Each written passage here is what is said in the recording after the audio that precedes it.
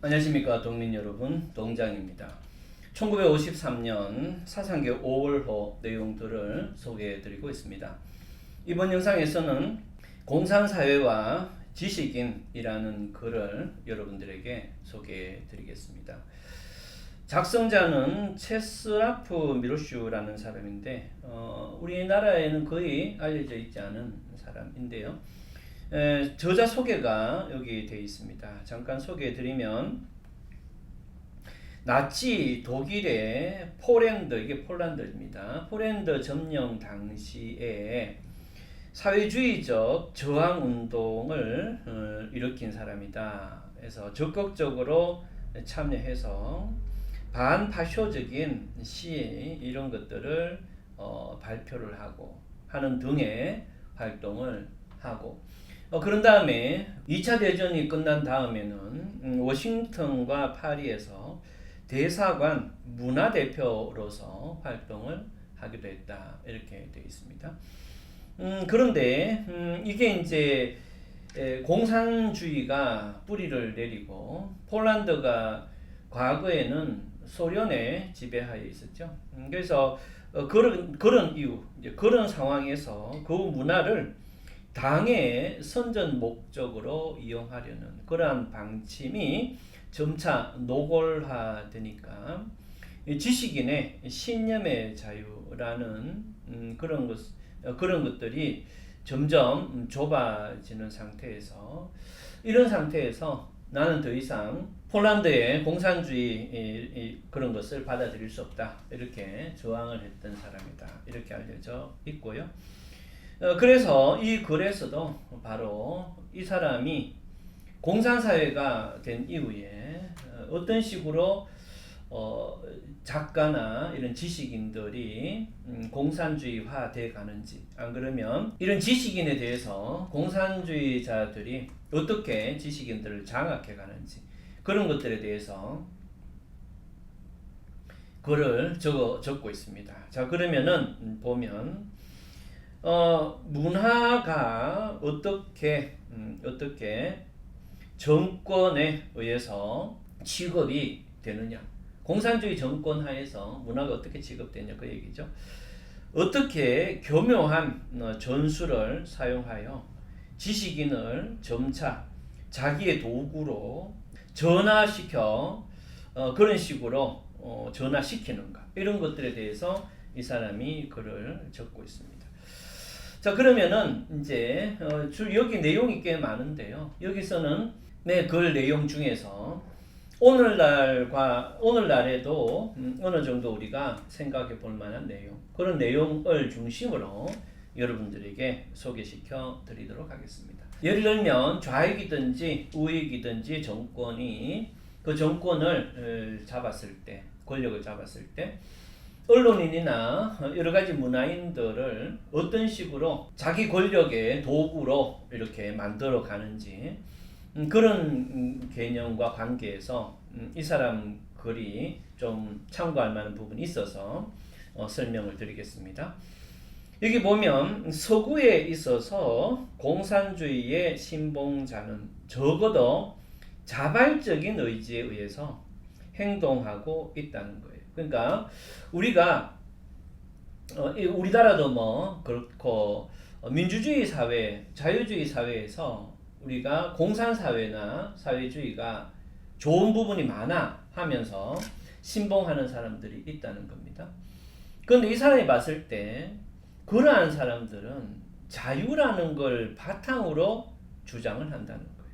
그러나 인민민주주의, 즉 사회주의 정권이 들어섰을 때는 모든 주민이 필연적으로 국가 메커니즘의 하나의 고리가 되고 자신의 자유와 관계없이 공산사회가 좋다라는 생각을 떠들 수밖에 없게 된다는 거예요. 그 점이 서구 사회에서, 자유주의 사회에서 사회주의자가 얘기하는 것과 실제 사회주의 하에서의 지식인들의 어떤 상황, 말과는 그만큼 완전히 다른 것이다. 이렇게 얘기를 이 사람이 하고 있습니다. 그래서 서구에서 동반자, 이거는 이제 사회주의자들끼리 동무라고 하죠. 서구에서 사회주의를 함께 추구하는 그런 동무들이라면 자기의 판단에 따라서 공산당을 동정하여, 공산당을 공감해서 또는 협력하는 사람들을 가리키는 말이지만, 하지만 그러한 동반자는 벌써 동구에서는, 즉 사회주의 국가에서는 존재하지 않는다는 거예요.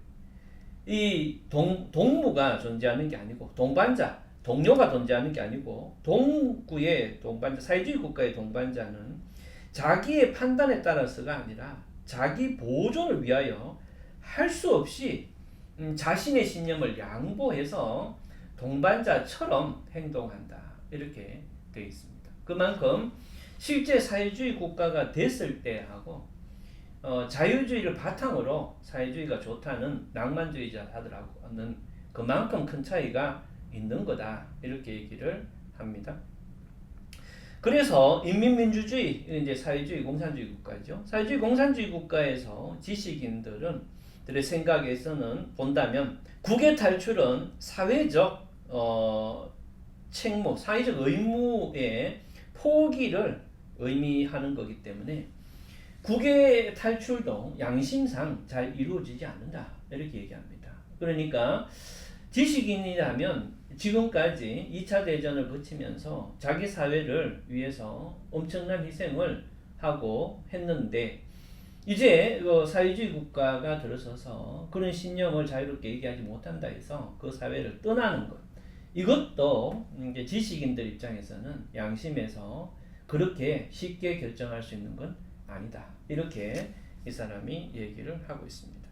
자, 이런 상황에서 이 사회주의 국가, 공산주의 국가는 이 지식인을 이제 자기들의 어떤 지배계급의 하나의 수단으로 하기 위해서 아주 교묘한 전술을 써서 그렇게 하는데, 그 중에서 한 몇 가지를 지금 이 사람이 얘기하고 있습니다. 우선 처음에는 될 수 있은 한 지식인을 우대하여 최초는 아무런 대가도 요구하지 않을 뿐만 아니고 오히려 지식인을 상당히 우대하는 것처럼 이렇게 행동한다는 거예요. 그래서 저작자는 출판에 기회를 주고 음악가에게는 음악당에 음악을 이제 해방시켜서 마음껏 음악 장소를 제공해 주는 등의 행동을 한다는 거예요.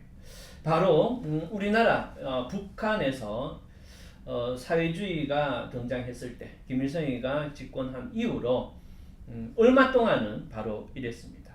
그러니까 남한에 있는 우리 남쪽에 있는 많은 그런 문학가나 예술가들이 그런 게 너무 좋아 보이는 거예요.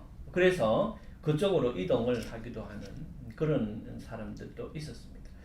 이 사람이 딱 그거죠. 처음에는 마음껏 뭔가를 하듯이 그렇게 해준다는 거예요. 그래서 사람들은 서적과 잡지 그리고 연극과 음악에 줄이어 있는 그런 상황이었기 때문에 마음껏 이것을 허용해주면 굉장히 사람들도 일반인들도 행복감을 느끼게 된다. 이렇게 시작을 한다는 거예요. 두 번째는 하지만 저항이 없도록 점진적인 압력을 시작한다는 거예요.